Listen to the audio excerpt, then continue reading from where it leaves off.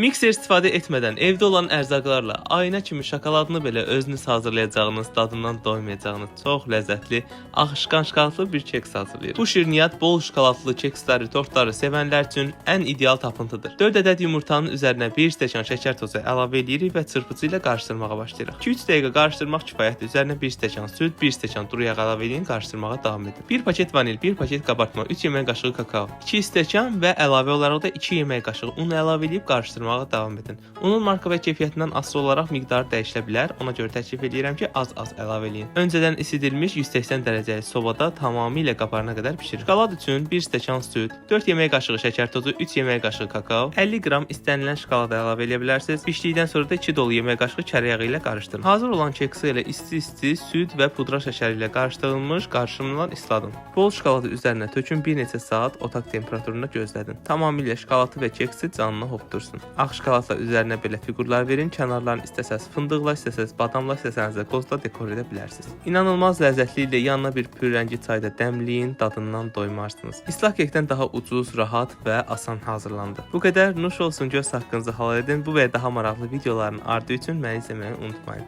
Özünüzə yaxşı baxın, sevgi ilə qalın. Hələlik.